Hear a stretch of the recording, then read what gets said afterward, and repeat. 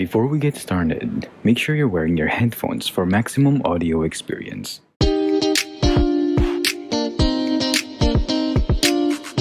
Hello, listeners. My name is Al, And my name is Sophia. and welcome back to Rhyme and Reason Podcast. First and foremost, we would like to thank you for all our listeners for their continuous support in our podcast.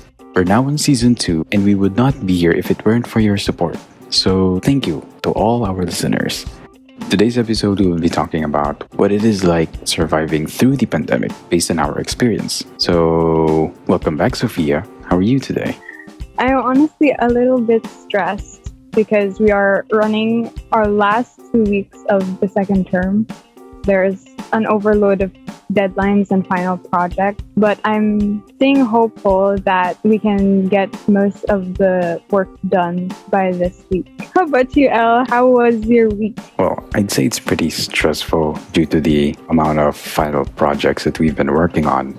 And it's been difficult because the temperature here is, I think we're on 39. I think we were close to 39 a few days ago. Wow. It's 39 degrees, and it's difficult to do schoolwork when it's really hot because, the weather is just draining and it's difficult to focus. How does it feel to start a new chapter for Rhyme and Reason Podcast? We're in season 2 already. Can you believe that? Yeah, I didn't think we'd make it this far. I feel like last year happened but didn't happen at the same time. I think I speak for everyone when I say that we honestly had really high hopes for last year, especially since it's the turn of the decade. But I'd say last year was definitely a learning experience, and it is still currently a learning experience because we are going headstrong into another year of this pandemic. So I think for me, I've learned a lot of things about myself and a lot of maybe inner turmoil that has built up over the years. Being with your family kind of brings out as the months turn into a year. And so I can say that I'm grateful for the experiences that I have and what last year has taught me, but I wouldn't like to relive last year anymore. How about you? How was the last year? How was it like for you? Okay, for me, for a lack of a better word, it was chaotic. I mean, if you remember the story I said last season about me being lazy the first half of 2020, where, I was slacking around and I hated myself for it. Guess that was my turning point. I know I told you this story before, or you've read it on one of my posts. Like, the one time I watched a TED Talk, it was about how boredom can lead to your most brilliant ideas by Manoush Zomorodi, if I'm pronouncing that right. If you haven't watched the TED Talk, I'll put the link in the description below, but she said a line that struck me. She said, "Only boring people get bored." And if you remember, Sophia, I wrote this in one of our discussion forums. And which subject was it? Was it arts? I think forgot. it was arts. Arts, yeah, arts. So Yeah. that line stuck with me, and I told myself to stop slacking around and do something. Actually, do something. Literally anything. At first, I started to read a book, and sometimes when I read books, I get bored easily. And that saying, only bored people get bored. I guess 2020 has taught me a lot about self-care. But what were the experiences that you've had that has a significant impact to you today? Experience. What did I do? I feel like walang ginawa. Experience. For me, the biggest experience was definitely preparing for the PMA entrance exam, because there were a lot of stages that I went through to prepare for it, and going into like the medical exams and the other requirements that need to be done. It helped me gain knowledge and how to apply, because it's kind of like applying for a job. You need to get your grades, and then you need to get your formal documents like police clearance, which I've never had to get a police clearance before. Don't worry, I don't have a criminal record, but I look like a criminal in the picture, but I don't have a criminal record. And then I had to get my Wait. Okay, so I like that. I think you've told this story one time about. Did you have the same name as someone? What? Wait, Like wait, tama ba? what? Kasi like I've seen your photo on the one of our requirements, and I could imagine the mugshot. What? Why? Do I look like a criminal? I think it's I'd say those eyebrows would have something to say. Okay, I know my eyebrows look like I'm Mataray, or I'm like Angry Bird or whatever. Anyways, I take that as a compliment. No, but because in my police clearance picture, I don't know if I should like have a serious face, or should I smile? You shouldn't. They'll tell you to not smile with your teeth. So I just smiled. Like I slightly tilted up the ends of my mouth, and that was it. And it looked like I was planning something. I showed it to my friend, and she said that I looked like a criminal. The evil mastermind is brewing something. Anyways, bring back to the point. It taught me how these procedures work.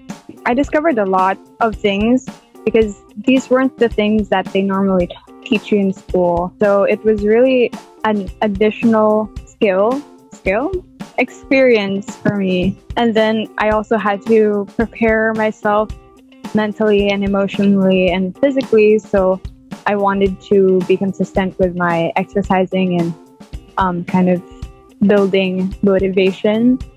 And I'd say I've also met a lot of new people, a lot of new friends that I'm still in touch with even today, because I feel like the bond that we shared during that short amount of time that we were together was really special, because we haven't gone out much since last year, and so that was kind of my first exposure to meeting new people again. And it was really nice because we've mentioned this in like a previous episode about we were encouraging you to expose yourself to different kinds of people, maybe not physically but socially. Expose yourself to different kinds of people so you'll get to discover a different part of yourself, basically. So it was nice to get to know other people while getting to know yourself too. So during the pandemic or last year, I kind of lost who I am as a person, what qualities I have that stood out or I need to work on. And so meeting those new people in my life has helped me kind of reestablish who I am, like what makes me different, what I need to work on. And so I really treasure that experience. Yeah, it contributed to how I experience this situation. How about you? What can you say is the most impactful experience that you had? For me, I'd say it would be the fact that I started to take care of myself more during the pandemic. Because before the pandemic, I would do my daily exercise, but it's just, to me, it was just exercise, and it was just a way for me to burn calories or fat with whatever fat I had left. But so during 2020's pandemic, the most valuable lesson I've learned was anything that related to self-care. Like I watched a lot of documentaries and TED Talks about it, and it started from having the proper amount of sleep to having the right amount of exercise and food and calorie intake and all of that. yeah, I focused more on my health. And here's the thing, I haven't told you, Sophia, but last night, this is going completely out of context, but last night I had this urge to call my two closest friends, and this was the friend that I've had since first few months that I've started working on back in 2018. On November, she had a baby, and the baby is my inaanak, my pamangkin. And when I saw her last night, like, we were on a video call, and grabe, she looked so peaceful, and she looked so sweet, even though she had a light fever last night. And ayun, she just looked so happy, and my sort of dad instinct kicked in.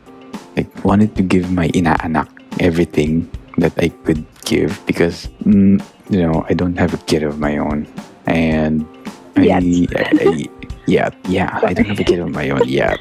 And I love babies, and I'm pretty sure a lot of my friends know that, but most of my friends know that I have a dad side, I guess, is what I would call it. Yeah, that I want to say her name, but I'm not gonna say her name, just to keep everything confidential. That was one of the best things that I got out of 2020, was that I have my first inaanak. Diba? It's so... Okay lang yan. Huwag ka maiyak. The opportunity is there kasi na I wasn't able to go to her binyag, and then it was held here near, just in UP. And she was so close, yet I couldn't go because yun nga, the pandemic, and I missed it. I missed the binyag, and it's a bit frustrating, but there's still time. After the pandemic, like, I really want to pick her up, like, carry her and all of that. Okay, my dad's side is showing. Yeah, you really have a dad side. So yeah, do you have tips for our listeners to help them go through the pandemic? I like what you mentioned about the self-care aspect of kind of getting yourself through the pandemic, because since our life pre-pandemic is very fast-paced, it's kind of like go to the next thing and then the next and do the next thing. We often neglect ourselves, or like taking care of ourselves.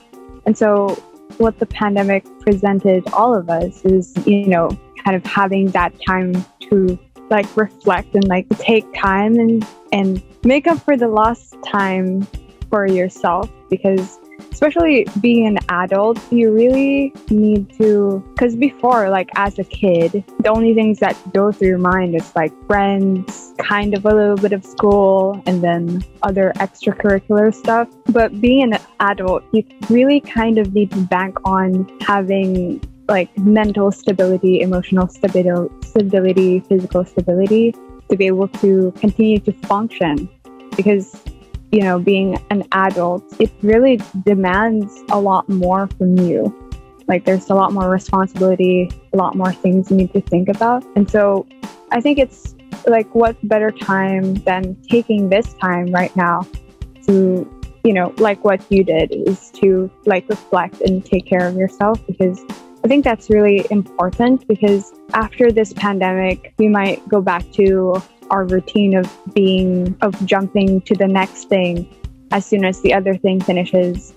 So I think this is the prime time to do what you did and, focus on self-care and stuff. So yeah. Self-care is important. But if for most people, for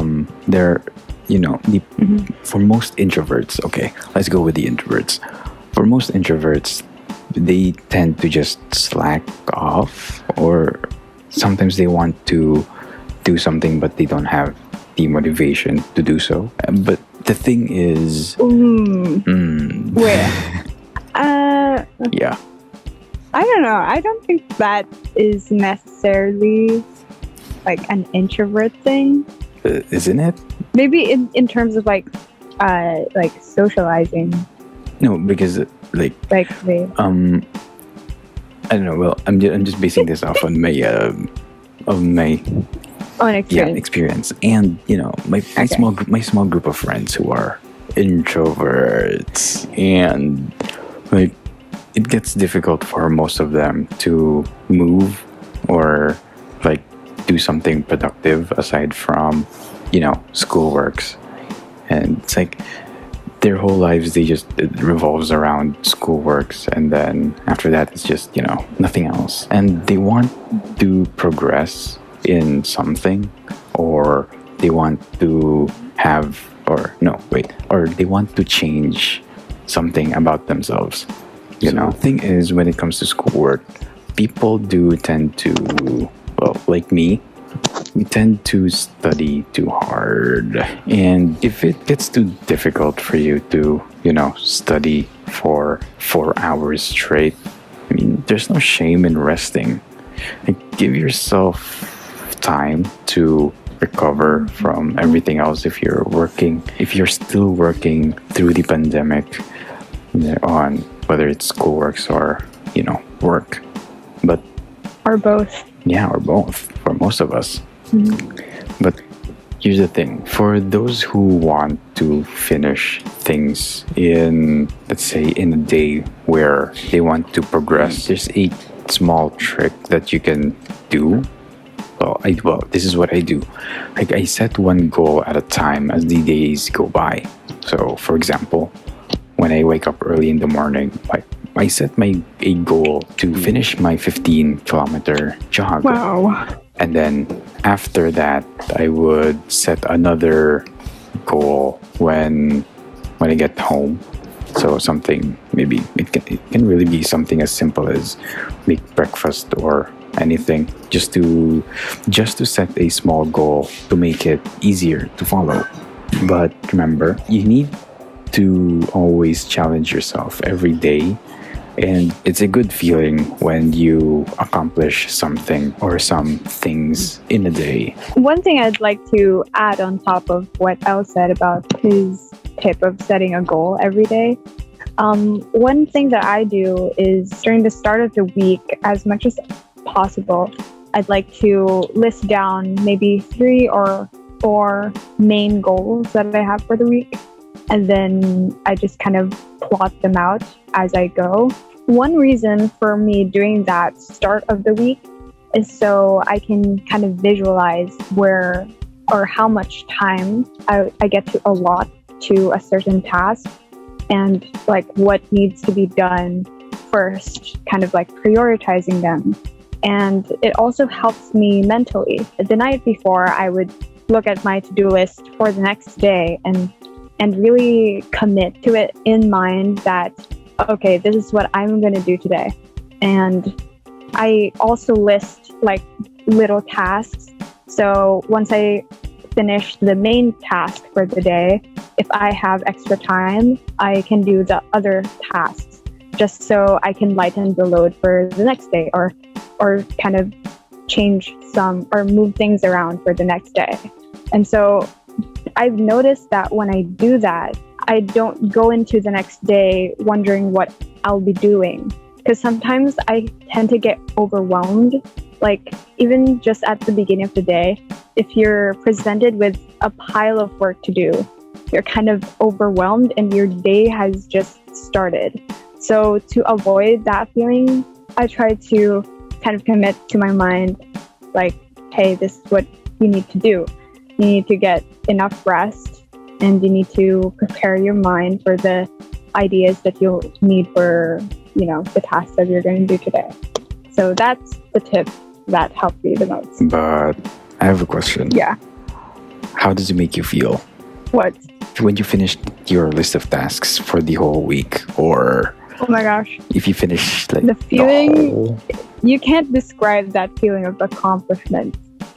Because, like, even as I'm like nearing, like, I'd say like I'm 90% done, I'm just itching to scratch that item off the list. It's so satisfying, but by the end of the day, it's like, wow, I think I used my time wisely today. And then sometimes if you're not that careful. You'll be complacent. Like, it's okay, I did a lot today. I won't, like, I'll slack tomorrow, which I think it's a good thing. Like you said, you need to take breaks sometimes. But sometimes my ego kind of gets the best of me, and it kind of becomes complacent. Like, it's okay, you did your task for today. Like, you're good for the entire week. And mentioning the other tip that you said, which is challenging yourself. One way to do that is, to kind of test your limits. Like, oh, so you can finish a paper like within 2 days. So if you're given another paper, then you already know that you can finish it in 2 days. And so that's one helpful way of looking at it. But have you ever finished your whole list say your whole list for the week? Have you finished it in less than your allotted time? It doesn't happen that often. It doesn't happen as often as I would want it to, just because, like I said, I kind of become complacent. Like, that delayed gratification idea that Alyssa talked about. It's kind of like that. For example, like for this week, I'll reward myself with maybe an episode or a movie. And sometimes when I see my to-do list and I see, oh, I've crossed off so many things, I guess I deserve a movie now. But, in reality, I'm just starting the week and I feel like I haven't earned that yet. So, yeah, sometimes that happens. But, yeah. What do you miss doing these days that you can't do because of the pandemic? Oh, we were talking about this earlier. I miss commuting alone, especially. Kind of dangerous, but I like living life at the edge. Oh my gosh, I need sleep. I miss commuting.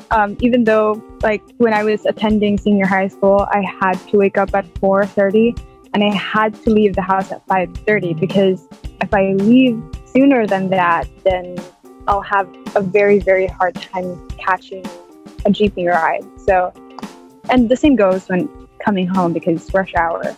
So that part I didn't really miss, but in terms of like walking around and, kind of having that time for yourself is one of the best feelings. And I feel like an adult just commuting by myself. How about you? What's the thing that you miss doing pre-pandemic? Well, it is weird, but I too like commuting. I miss commuting. Like, no way. Yeah, it sort of gives you this this better sense of surrounding. I didn't know that. It's like, okay, so for example, you ride the MRT, diba? So it gives you this better sort of sense of your surroundings, like where you are, what the next station is, and when you need to get off. And also, it's also when it comes to picking the right MRT cart. Is it called cart? What's it called? The I feel like I'm car, the MRT car, right? It's called car, right? I've only rode the MRT maybe well, twice or thrice, so I'm not qualified to answer that question. But I think it's cart. I think it's cart or car, but I forgot. Well, let's just stick with cart. So, yeah, train. Well, it's not a train. But yeah, let's stick with cart. So yeah, what's fun about commuting is most of the time the new places that you get to go to when you miss your stop. Sometimes when I have a lot of time, I like missing my station or my stop. You enjoy being lost. Yeah, for sure. Yeah, but it's different when you try to get lost on purpose and you just explore. Just like that time when was it? When you looked for the bus station near the UP? wait, what's that college that you UPD? UP? that you SM North walk to? EDSA? Yung kinuwento mo kanina? Assumption College? What? Yun na ba? Ayun, di ba? Ano dun? Ano ba yun? Was it like Oh, yeah. on purpose SM ka ba North nawala? EDSA. Or it was just, you just wanted to walk? Well, kind of purposely. But it's fun though, right? No, I really just wanted to walk and be alone. and I didn't know where else to go. So I guess I embraced being lost. And dangerous, yeah, but fun. Yeah, it is fun. And dangerous, but fun. As I said, I like living life from here. I'm gonna stop. We do not Okay. encourage this. Especially for our We young don't, listeners. especially if you're a girl, please do not, as much as possible, do not walk by yourself in a very secluded area. Oh, one funny commute story that I have. So I ride a tricycle going home, and I rode in the back ride. So there's pre-pandemic, by the way. So a guy who was also from the same jeepney that I got off of previously to that, he sat beside me and he was playing Sign of the Times by Harry Styles, and I could kind of overhear it. But he had his earphones plugged in. But you know that when you like hear a person's earphones just because it's playing that loud. Oh wait, no, sorry. He was playing Sign of the Times by Harry Styles on his phone. There wasn't any earphones because I could hear it well. So what happened was I started humming along to the song because we were at the back seat. So in my mind I was like, he won't hear me because the motorcycle is making so much sound.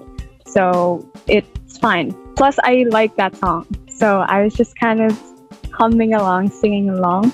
And then during the 5-minute mark of the 5 minute, around the 3-minute mark of the tricycle ride, we were both singing to the song.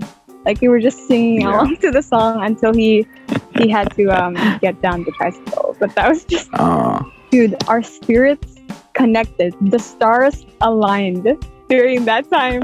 It was really fun and funny. It was like a mini carpool karaoke. Yeah, because maybe he heard me humming and was like, I'm gonna hum along with you. Yeah, I'm pretty sure he heard So you that humming. Yeah, I just like that song. Wait, so ano pa ba? Sobrang kalat na ng episode. So this episode, we took you through our lives during last year and this year's pandemic and the different experiences we've had, which also contributed to learning more about ourselves and about the people around us. We also gave tips on how to, quote unquote, survive this pandemic. The tips that we recommended to you is to take this time and do something useful and not become a boring person. Also prioritizing self-care, especially at this time, and having daily goals and making sure that you mentally prepare for them even the night before, and to not commute alone. Yeah, don't commute alone, especially when it's, past 5 p.m. especially. And always go in pairs or groups of 3 or more. It's safer that way. Nowadays. But remember, parents, teach your children not to abuse women. Yeah. Yeah. But commuting is fun still. Pilit Yeah. talaga, But maybe lessen it because pandemic. Well, Also, have you experienced, since pandemic, have you experienced commuting? no. Well, I rode the Jeep once, but that was it. How safe did you feel like riding the Jeep? I felt like I had germophobia. Like no, like out of 10, 10 being like you're very comfortable and you feel very safe, versus 1 which is the exact Or then opposite. I'd say it's about a 2. Like compared before, I mean, before the only like pre-pandemic. well, yeah, I mean, like before the only elements that I had to look out for was to either not fall out of the Jeep or no, really, because How does that even happen? because Like, do you ride on the? Do you hang on? Do you hang at yes, the back of the GP? yes, I've always wanted to try that. They always said no, you can't do that. But I have rode. I have rode yeah, backwards, like sitting on the steps. yeah. I've done that too. There were no seats available, and so I had to do what I needed to do to get to school. Yeah, and thing is, when we hang in the back of the Jeep, it's usually there are three people when we hang at the back of the Jeep. Oh my God. Yeah, because it's Like per side. no. Oh, okay. So you haven't seen what it looks like, Yeah, because sometimes there's like 4 people on each side, like hanging for dear life just to get home. yeah. Well, It's like a freaking zombie apocalypse out there. But- like if you go beyond rush hour, like don't expect a seat, like a Yeah. proper seat. Maybe you're like maybe 1/4 of your butt cheek can like sit on the chair. Or maybe just sit in the middle, like squat. I've also done yeah, that. I've done that too. The one thing I haven't done is like hang from the back of the Jeep. Yeah, I've done that, and as well as race towards the Jeep Yeah, and the bus. I've done races too. It's a next level competitive racing. When you're It becomes really, really bad, especially when it's like raining and people just want to Yeah. get home. no, but thing is, it's Oh my different gosh. when you need to do that because you have to go to work, or it's because your dear attendance Or you have is to in go the home. line.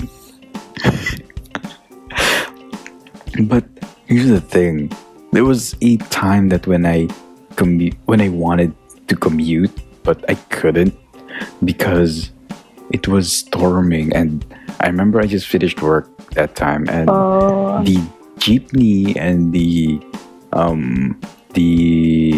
UV terminals, they were all closed because it was raining really hard, and it was advised on the radio and of the news to avoid commuting because there were flooded areas. So I was there. I just finished my shift. That was 12 a.m. And Mhm. as much as I wanted to go home, I couldn't because there were no Jeeps, there were Wow. no UVs, and I was soaking wet because my umbrella broke. Wow, the timing. When your umbrella flips over and the what are those called? The hands? Well, we'll call them fingers, I guess. The fingers of the umbrella, they snapped. Oh, So it's at the point where it's useless to even use it. I remember walking from Trinoma. Trinoma. So yeah, Trinoma. The one in front of SM North. So I remember walking from there to Philcoa, and then from there I was able to get a Jeep from there because that's where they were all stuck in. So they were all stuck there because the area where I walked through, that was the flooded area.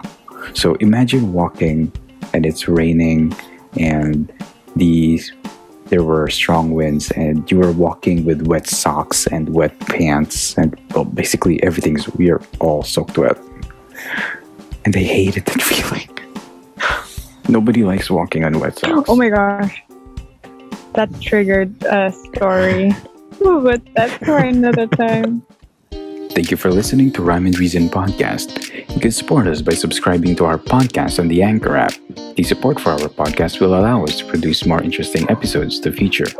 If you like that episode, please hit that like and that subscribe button if you haven't already. Leave a like down below to let us know what you think about the episode. Follow us on Twitter by clicking the link in the description. We really love seeing your guys' support and receiving your comments.